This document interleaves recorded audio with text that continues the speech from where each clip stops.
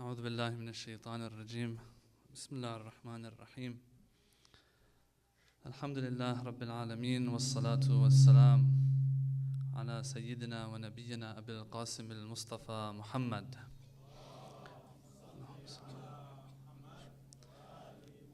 وعلى أهل بيته الطيبين الطاهرين واللعن الدائم على أعدائهم أجمعين رب اشرح لي صدري ويسر لي أمري واحلل عقدة من لساني يفقه قولي. السلام على الحسين وعلى علي بن الحسين وعلى أولاد الحسين وعلى أصحاب الحسين. صلوا على محمد وآل محمد.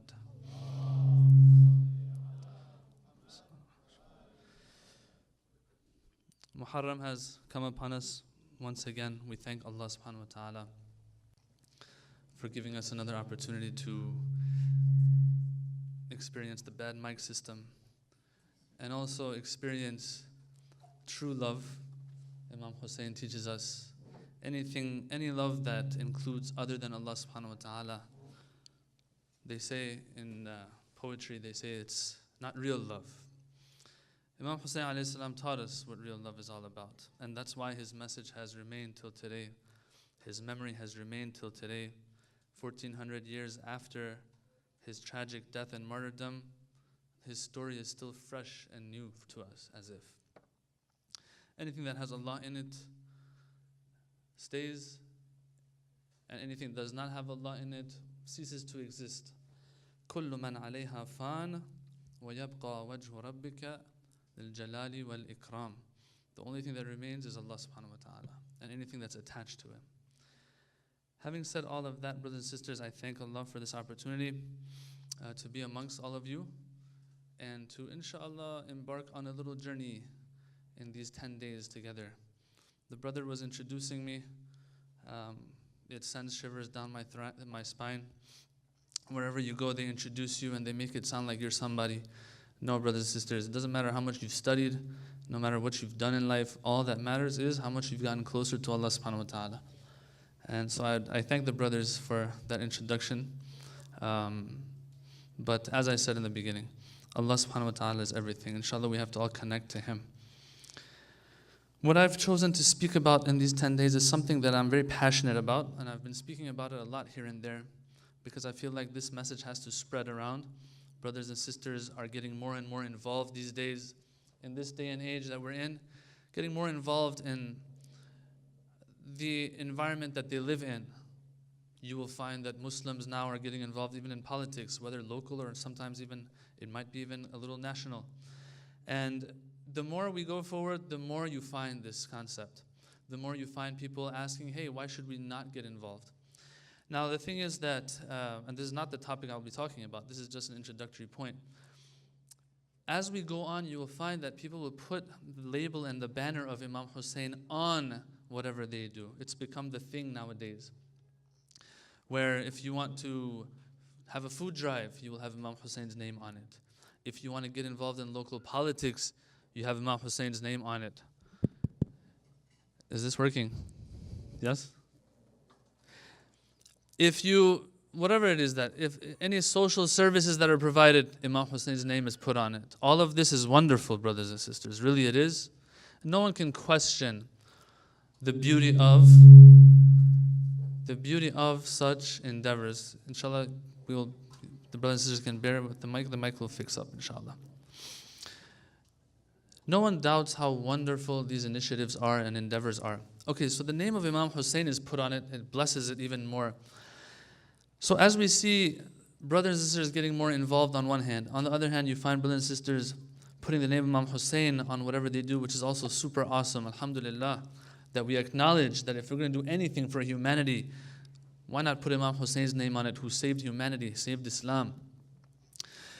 What I want to try to do in these few nights that I'll be speaking here is to just share with us and discuss the things that Imam Hussain alayhi salam himself said on his way from Medina to Kufa.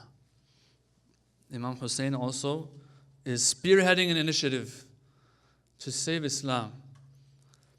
And his name is on this initiative, right? So if I, in the future, 1400 years later, I'm going to do something in the name of Imam Hussain alayhi salam, let's make sure that I'm doing it the way he would have done it. Sometimes you look here and there, you feel like, okay, if this person, this brother or sister knew what Imam Hussain had said, they might have done things a little differently.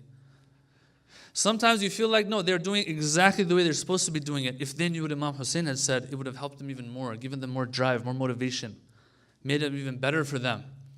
Whatever the reason, whatever the purpose, whatever we get out of it, it is, I think, imperative to know the main things Imam Hussain said when he started his journey, all the way till the last day where his journey ended, those main points that he tried to make so that history would record them for all of humanity till today. So that if we want to be followers of Imam Hussain, we know exactly what he was after. 1400 years later, we can take the principles he gave us and apply them to our lives today. Recite salawat.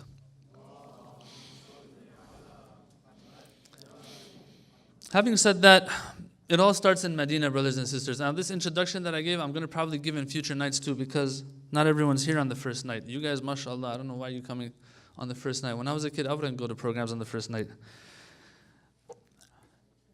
But since you've taken that time out, and I provide that introductory point, some of us aren't here, so following nights also, inshallah, I'll share a little bit of that introduction so that everyone's on the same page, so we know what's going on. Having said all of that, brothers and sisters, let us begin the journey of Imam Hussain with him.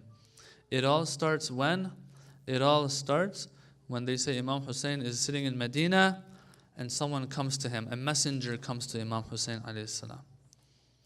Comes to him and asks him to come to the palace of the governor. What's going on? What's going on is that Muawiyah died in Sham. Muawiyah died. It's all over. 20 years of controlling the narrative of Islam. It's all over now. Muawiyah has gone to his Lord. Whatever his Lord wants to do with him, he can do with him. They come to Imam Hussain. A letter has come, O Hussain. A letter has come from Sham by Yazid bin Muawiyah. To who? To the governor of Medina, Walid bin Utbah. Now, this Walid person, he was the type that didn't want to make a lot of noise. He didn't want to get in trouble. He just wanted to do his own thing. You know what I'm saying? So he's not going to step on any toes. But the letter comes from Yazid. And Yazid is telling him, my father has died. Make sure to get bay'ah from Imam Hussain. And we all know this story. We just want to get into the words of Imam Hussain and see what he said. Yazid sends this letter to Walid. Walid receives this letter. Go and get bay'ah from Imam Hussain. Well, what was Imam Hussain doing before this? Imam Hussain was just sitting there, right? 20 years Imam Hussain was silent. Not silent as if he wasn't objecting to Muawiyah. But he wasn't rising against Muawiyah, although Muawiyah's rule was illegitimate. We all know that as Shia. What is it different with when it comes to Yazid that he has to send another letter to get bay'ah from Imam Hussain and during the time of Muawiyah, it wasn't like that. Imam Hussain alayhi salam knows that he's the successor after Muawiyah. That was the whole point of staying silent. Imam Hassan signed that ceasefire with Muawiyah. He said, whoever dies first, Muawiyah or me, whoever comes after is Imam Hussain. But then Muawiyah, after Imam Hassan was martyred, he went around telling people that Yazid is the Khalifa after me. Yazid knows this, 1. 2, Yazid knows that nobody likes him. Everybody in the Muslim empire, you want to call it, knows that Yazid, if Muawiyah was aight, Yazid, on the other hand, is no good. So right when his dad dies, although his dad had gotten bay'ah from a lot of people before he had died, Yazid wants to make sure that he gets bay'ah from certain individuals to make sure, to solidify his rulership, his khilafah. One of those individuals is Hussain ibn Ali. And so he sends this letter to the governor of Medina where Imam Hussain is residing. Tell Hussain, either bay'ah or death, your choice. This is not a choice that was given to Imam Hussain before Yazid. Muawiyah never put Imam Hussain on the spot like that. Yazid, on the other hand, he makes this mistake. Now there's a whole explanation to why all of this has happened. That's another story. Anyway, they say Imam Hussain was sitting in Masjid of Medina with a person by the name of that you'll hear his name a lot as we go on. Abdullah bin Zubayr. You'll hear his name a lot. Some of these names, inshallah, you can remember. That'll be great. And as a kid growing up, I hated history and I hated names. But as I grew older, I started liking them. So inshallah, you guys can like him over these few nights. It's not too many names, inshallah. But this is one of them. Abdullah bin Zubayr. Those of you who have watched that Mukhtar movie, I don't know how many of you have watched that Mukhtar movie. Abdullah bin Zubayr is one of the great villains in that movie. You can't miss him. No pun intended. You can't miss him in that movie. MashaAllah. You can't miss him. He's huge there. Again, no pun intended. And in this movie, he shows you can easily tell what type of person he was. Wow. Now, in this part of the story, Imam Hussain alayhi salam is sitting with Abdullah bin Zubayr, because Abdullah, at the end of the day, knew who the superstar was. Abdullah bin Zubayr knew that Imam Hussain is everything, but he was also one of the main guys who felt like I should be Khalifa after Muawiyah. Yeah? Who said Yazid should be Muawiyah? Yazid's a loser. Yazid's young. Yazid doesn't know anything. All Yazid cares about is partying and having a good time. Me, on the other hand, Abdullah bin Zubayr, he feels that I'm the son of Zubayr, the great companion of the Prophet. I myself saw the Prophet. I'm also a companion of the Prophet. Yazid never saw the Prophet. Yazid could care less about the Prophet. I deserve to be Khalifa, but there's a problem. That problem was Imam Hussain. So he was trying to get along with Imam Hussain. Show that he likes Imam Hussain. Waiting for the right time or right moment where he might be able to take over in the future, as you shall see as we go on in these nights. Abdullah bin Zubayr is sitting, Imam Hussain is sitting. They come to Imam Hussain, they say, the governor wants to see you. Right? I'm giving context, brothers and sisters, to the words of Imam Hussain later that we're going to cover. The governor wants to see you. Right there, Imam Hussain turns to Abdullah bin Zubayr. He says that أَرَى أَنَّ طَاغِيَتَهُمْ قَدْ هَلَكَ. Looks like their taghiyah, their tyrant ruler has died. They wouldn't ever call me, come to the governor's palace. But now all of a sudden they're calling me to the governor's palace. What's going on? Imam Hussain, being the super political person he is, being able to tell what's going on, easily tells that, okay, something's going on here. It must be that Muawiyah is dead. They want bay'ah from me. So what does he do? They say he tells 30 of the Bani Hashim, a high number, 20, 30, something in that range, of Bani Hashim, these warriors, these lions of Allah. He tells them that you come with me to the palace. If you hear my voice raise up, I want you to pour inside that palace and take care of business. And we can be pretty sure that one of those 30 or 20 was who? Abul Fadl Abbas. Thousands on Ashura were running away from him. And there's like 20, 30 puny guys in the palace maybe. He'll take care of business, right? So Imam Hussain takes these Bani Hashim with him. They're standing outside waiting. Imam Hussain enters. Imam Hussain enters, and this Walid bin Utbah, this governor, he says, this is the letter. This is what they want from you. What does Imam Hussain say?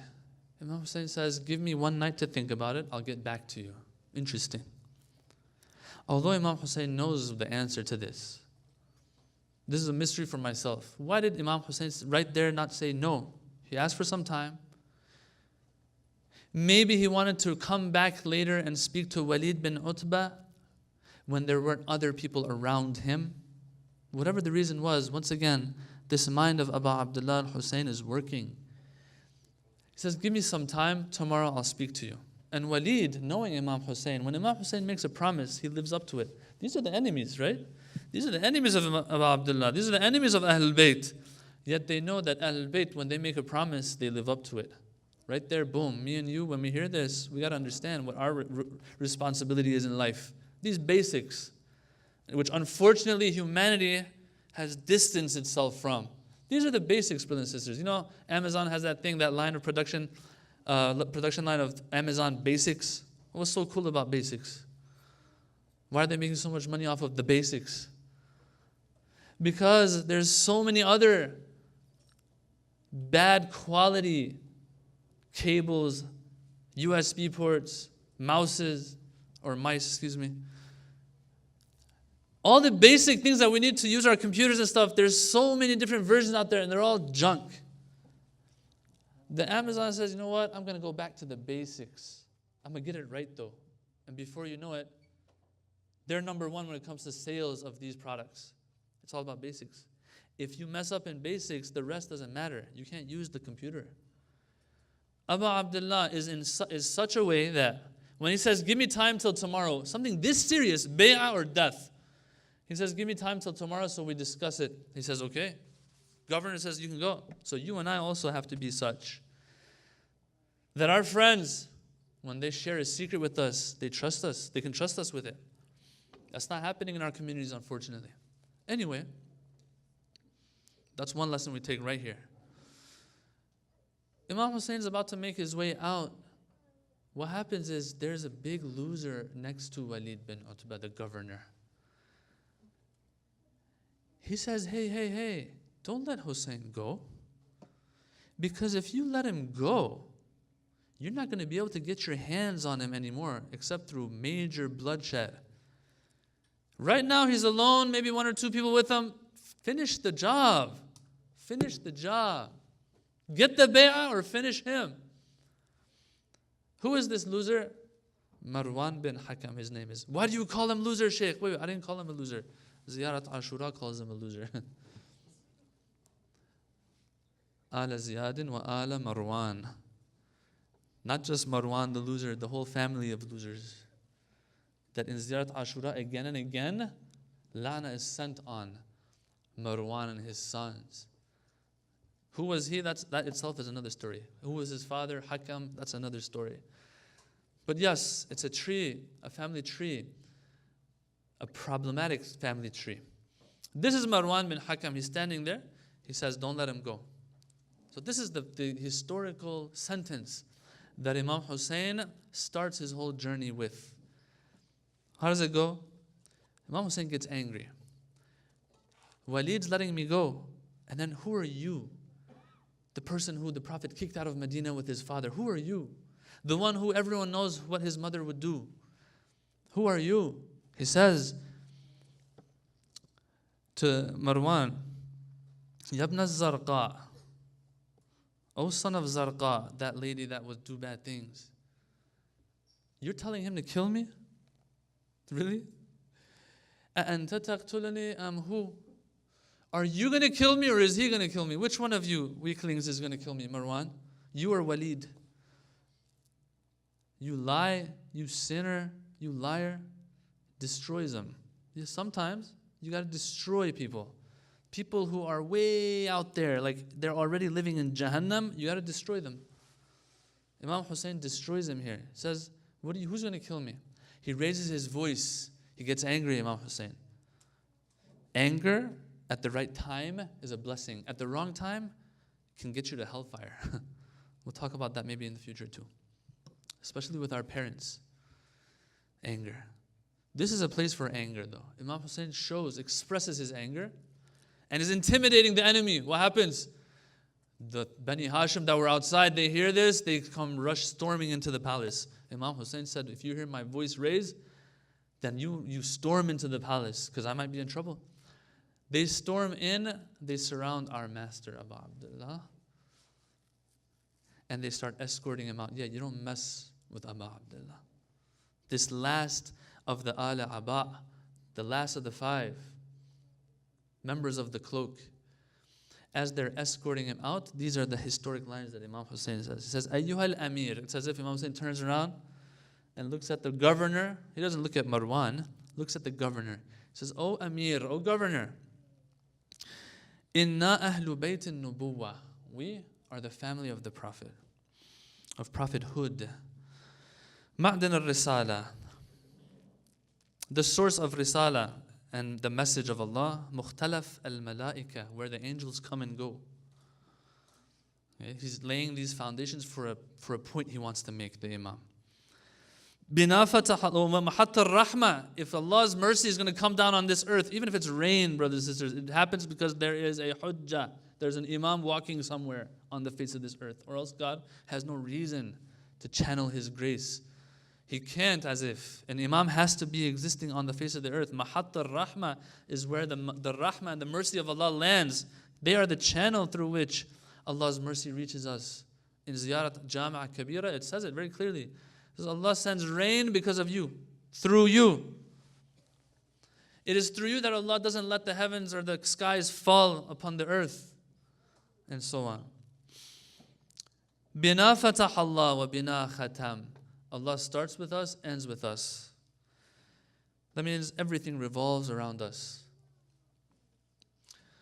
Wa Yazid. Okay, so he talked about himself. Now he's talking about Yazid. And this is where it all comes. It all goes back to what I was saying about how, okay, if I'm going to do work for Islam in this country, inshallah, which is awesome. If I'm going to do work, I have to keep these things in mind as well while I'm doing my work in this country, or anywhere I am. Bina khatam. Yazid, though, I'm living under the kingdom of Yazid, right? I'm serving my community, but at the end of the day, Yazid is on top. These are his characteristics. Rajulun fasiq, one. Fasiq means the great sins. He commits great sins. Sharib al-khamr, out of all these sins, the one that everyone knows is haram is to drink. And he drinks. A khalifatul muslimin. Khalifa literally means someone who replaces somebody else.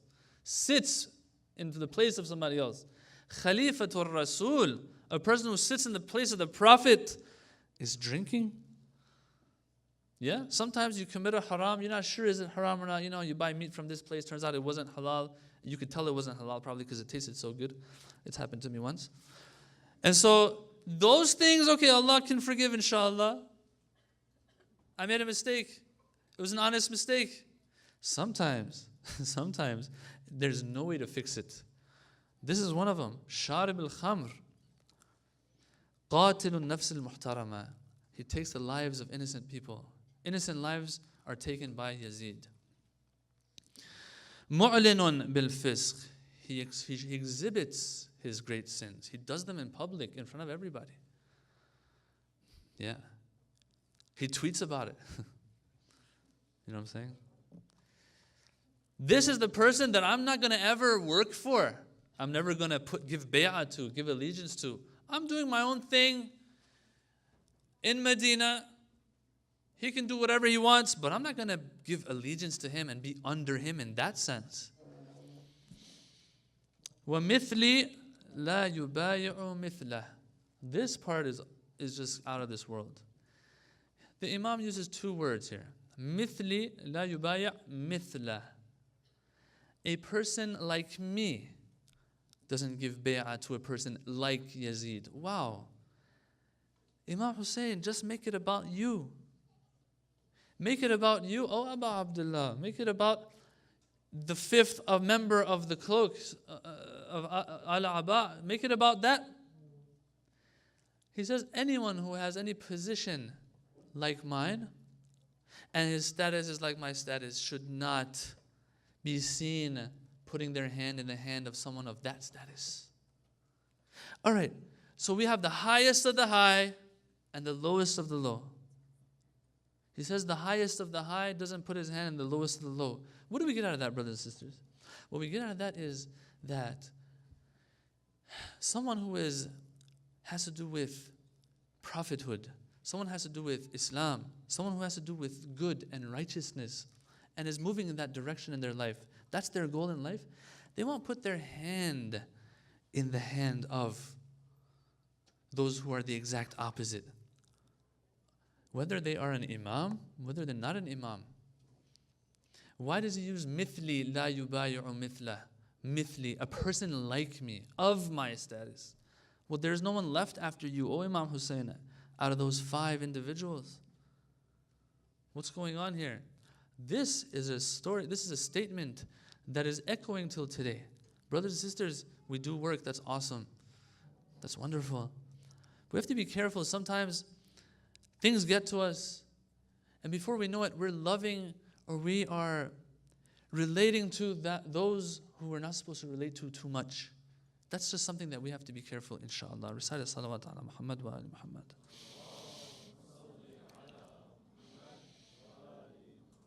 Another point that comes out of this part of the story is that Abu Abdullah started his journey. Did he say, I want to do a revolution? It's all over, Yazid. I'm coming for you. He took the next step, the first step he had to take. The first step he had to take was that I'm not going to give bay'ah. Now, what's going to happen after that? I don't know. Well, of course, Imam Hussain knows what the end looks like, but he took the first step. Did he talk about the last step? What's happening in the end? No. Brothers and sisters, once again, what we got to do in our lives, sometimes we get caught up in the result of things. Like, we want to make sure, all right, something came up in my life. I'm in a certain situation. I don't know. Am I going to make it? Am I not going to make it? Etc. While the Imams, the Prophet, what they teach us is that take the first step. Then you'll figure out the second step, inshallah. Take the second step, third step. I don't know what's going to happen in the end. Who cares? The end is the means. The ultimate goal is how you take those steps. This is so cool. If the goal is to make sure that, Yazid dies, then Imam Hussain could have used whatever Allah had given him of special powers to do whatever he wanted to do. On the day of Ashura, they say that the jinns came to his help. But he said, go, there's something that has to happen here. The ends are the means. You get what I'm saying? Muslim ibn Aqil had the chance, they say, to kill Ubaidullah bin Ziyad in Kufa before Imam Hussain arrived. He could have assassinated him. He had a chance, they say. In somebody's house, Ubaidullah bin Ziyad was visiting. And he had the chance to assassinate him because Muslim Aqil was hiding behind the curtains. But he didn't. Everyone asked him later, why? Why didn't you do that? You could have finished them off. No guards, nothing. He was visiting his friend. He said, the Prophet said, a mu'min doesn't assassinate, doesn't attack from behind. But the goal, the ends, you could have stopped Ashura from happening. He says the ends are for the means. The ends are the means. Sometimes in our centers, in our communities, let me give you another example. What happens is, to make a program function the way we want, to make it function smoothly, seamlessly, you'll find that some of the ones who are organizing the program, sometimes every now and then they'll let a lie or two slip. It's happened. I've seen it. Not only have I seen it, they've told me that I had no choice but to lie about this or that. All right, wait a minute. Let's break this down first. We are doing programs so that we can keep the message of Imam Hussain alive. The message of Imam Hussain is a message of righteousness and taqwa and purity, and the wajib and haram of Allah being upheld and observed. So we're doing all of this to learn that we shouldn't lie, but to get there we're lying. Okay. You shouldn't take math class. We are lying so that we don't lie. Just an example. The ends are the means. The ends are the means. Allah put us in this world to see if we make a halal livelihood. Livelihood isn't the goal. Halal livelihood is the goal. That's why we can't steal, cheat, whatever, to get our hands on whatever food or money that we want to get on. Let's move on to the second story. The second saying. They say Imam Hussain alayhi salam many times, when he found out that, okay, the journey is beginning, everyone knows that there is going to be a great sacrifice. And he knows that this journey is beginning. They say he would go to the grave of his grandfather, the Holy Prophet in Medina, many times. But history has recorded two of those, what he said in two of those cases. One of them we'll cover maybe some other night. The first one, though, they say right after what happened in the palace took place, he went to his grandfather, to the grave of his grandfather, the Holy Prophet Muhammad sallallahu alaihi wasallam.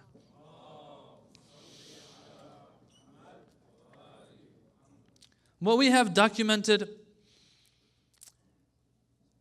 are a few lines that you feel like, we already know these things, Imam Hussain. Why are you saying these things? And of all people, you're saying them to your grandfather.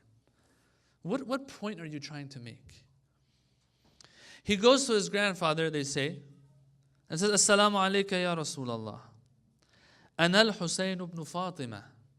I am Hussain, son of Fatima. فَرْخُكَ وَابْنُ فَرْخَتِكَ. Your son and the son of your daughter. Of course, this word farkha, it's a nice word. I'm just skipping the intricacies of that word. Your son and the daughter of your son. وَصِبْتُكَ الَّذِي خَلَّفْتَنِي فِي أُمَّتِكَ. And I am the grandson that you left in your ummah as a khalifa that people have to go to, at least to learn their religion from. Even if they're not going to listen to him politically, at least you go to them to learn your Islam. فَاشْهَدْ يَا نَبِيَّ اللَّهِ. So, O Prophet, be witness. أَنَّهُمْ خَذَلُونِي وَلَمْ يَحْفَظُونِي. They خَذَلُونِي. They deserted me. They betrayed me. They, the people. وَلَمْ يَحْفَظُونِي. They didn't protect me. They didn't take care of me the way they were supposed to. وَهَذِهِ شَكْوَاي إِلَيْكَ حَتَّى أَلْقَاكَ. And this is my complaint to you until I meet you, O Prophet of Allah. Imam Hussain is making very clear statements here, very obvious statements here. It shows that the people back then apparently would forget these things. 1. 2, we have to also remember that Imam Hussain, don't think that Imam Hussain, what he did, would have been preserved till today if these statements hadn't been repeated again and again and again to everybody. There are cases in history where things were not boldened, things were not repeated, even the basics, even the most obvious of things. And those individuals who gave their lives, they gave their lives, lost their lives, and their memories were lost as well in history. What do I get out of this, guys? What I get out of it is that whenever I do work, inshallah, I'm going to keep reminding myself and everyone around me why I'm doing what I'm doing. Guys, we're going to be doing Ashura program this year. Program organizers, let's get together. Let's sit down and talk a little bit. Hey, let's not forget our ikhlas. Hey, let's not forget that 2 blocks down there's another Ashura program. Inshallah, they're also successful because we're all doing it for Aba Abdullah. Now, I'm saying this not that the organizers here don't remember this or don't have this in mind. I'm just saying. The basics have to be repeated again and again so others know what it's all about, and I am also reminded of what it's all about. Shaitan is so good at what he does. As I said in the beginning, we forget the basics sometimes. Imam Hussain is reminding history, reminding everybody that, hey, this is the person they killed. It wasn't some khariji, someone who had left the religion, that they killed. It was me. Until today, you see, I'm sitting here 1400 years later, reading what he said. Brothers and sisters, in London once I was there, this happens all the time. In one case I remember right now off the top of my head, the sister was telling me that she was from one of these Arab countries. She's like, we didn't even know what Ashura was all about. You all probably know this too. Lots of the Muslims out there don't even know what Ashura, what happened on Ashura. Who is Hussain ibn Ali? The grandson of the Prophet. He was so good and righteous. Good for him. That kind of ma'rifah of him. That type of cognition of Imam Hussain. That's all. She says, I heard about him, heard about Ashura, boom, before you know it, I'm Shia. Just a few lines that she read. They try to hide these things. They've tried to hide them throughout these 1400 years. We're going to also, inshallah, be the channel through which these same words are repeated again and again. Recite another salawat. How much time? And I want to end with this story now. As your salawats are getting weaker and weaker, this is also one of those nice ones, and this is also a very historical line by Imam Hussain alayhi salam. Brother and sister, once again, those of us who are active, wherever we are, these are the things we keep in mind. It says the next day, now this Marwan loser that we're talking about, Marwan sees Imam Hussain in the streets. Look at this person's mentality. Like sometimes someone knows they're wrong. Sometimes they don't know they're wrong. They're so off, but they don't know they're off. They say that's the worst. When you don't know, and you don't know that you don't know. Jahil murakkab, they call it. It's like a multifold jahil, multifold ignorance. Sometimes what's 13 times 18? I don't know. Okay, at least you know that you don't know. Sometimes they say, what's 18 times 13? You're like, it's 14. All right, so you don't know, and apparently the way you're putting your hands on your hips, you don't know that you don't know. You're never going to try to learn what the real answer is. Marwan seems to be like that a little bit, judging from what he says. The next day he sees Imam Hussain. After all what happened last night, in the palace of the governor, he comes across Imam Hussain alayhi salam. He says, "Oh Aba Abdullah, I want the best for you. Give your allegiance to Yazid. It's better for your deen and your dunya." They should make an emoji just for this. The Marwan emoji. Like, didn't you just see what Imam Hussain said last night? Mithli la yubayi' mithl Yazid. He explained all of that. Apparently you need more explanation. What does Imam Hussain say to him? He says, "Inna lillahi wa inna ilayhi raji'un." And we all know when there's a tragedy, this line is recited, right? When they tell us that someone has died, we say, "Inna lillahi wa inna ilayhi raji'un." The Quran teaches us this, that whenever a tragedy befalls those proper mu'mineen, they say, "Inna lillahi wa inna ilayhi raji'un." They say it and they mean it. Here the Imam says this. Okay, who just died? Oh, Imam Hussain. Who died that you're saying istirja? This line is referred to as istirja. Why are you saying istirja? Istirja is only said when someone dies. Yes, Imam Hussain explains that something is dying here. What's dying? وَعَلَى الْإِسْلَامِ السَّلَامِ. Goodbye, Islam. Islam is dead. If قد بُلِيَتِ الْأُمَّةِ بِرَاعٍ مِثْلِ Yazid. You see, again, he says مثل Yazid. He says, if the ummah is going to be tried with and is going to bear the tragedy of having a ruler like Yazid, then Islam is gone, as-salam. And since Islam is dead, I'm saying, inna lillahi wa inna ilayhi raji'un. Shaking Marwan a little more like, hey, don't you get it? لقد سمعت جدي رسول الله صلى الله عليه وآله يقول الخلافة محرمة على آل أبي سفيان. O Marwan, I heard my holy grandfather say that the khilafah, the caliphate, is haram, forbidden on the descendants of Abu Sufyan. So if you ever see Muawiyah, this is what the Prophet had said. If you ever see Muawiyah on my pulpit, I want you to kill him.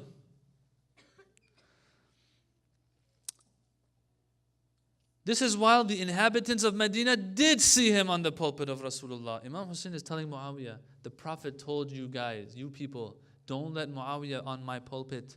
Don't let him take the reins. And if you do, you fight him. And they did, as a matter of fact, see him climb the minbar of Rasulullah, because Muawiyah, towards the end of his life, he came for Hajj. And they say he came for Hajj for the purpose of doing Hajj and also introducing his son as the Khalifa and getting the bay'ah from these big shots in Medina. And there they say he went up the pulpit of Rasulullah. He says, you saw him go up the pulpit. The people of Medina did see him on the pulpit of Rasulullah, but didn't do anything about it. So Allah punished them with the corrupt Yazid. He explains to Marwan. He says, this is why. So if Muawiyah has no right to go up the pulpit of Rasulullah, then Yazid does not have any right at all.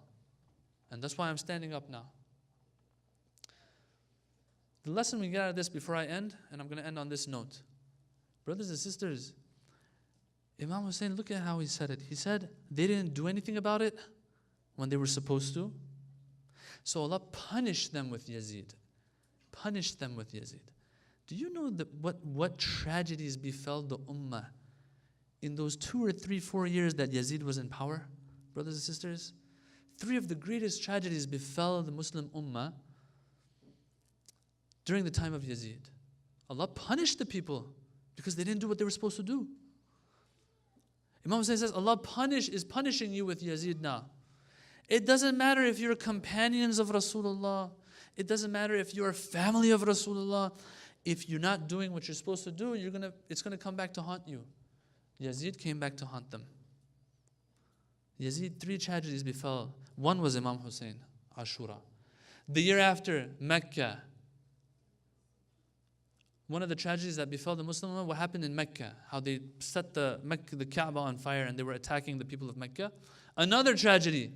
They attacked Medina for 3 days with the command of Yazid, and God knows what happened. This is in the 3-year span of Yazid's rule. Allah punished the people with the rule of Yazid. Why? Because they didn't listen to Rasulullah. So me and you as well, till today, the commands are still there. If the Quran keeps telling us taqwa, taqwa, taqwa, wajib, haram of Allah, listen to Him, uphold His command. It's good for our akhirah, yes, but it also affects the dunya that we live in as well. أقول قولي هذا وأستغفر الله لي ولكم والسلام عليكم ورحمة الله صلوات على محمد وآل محمد.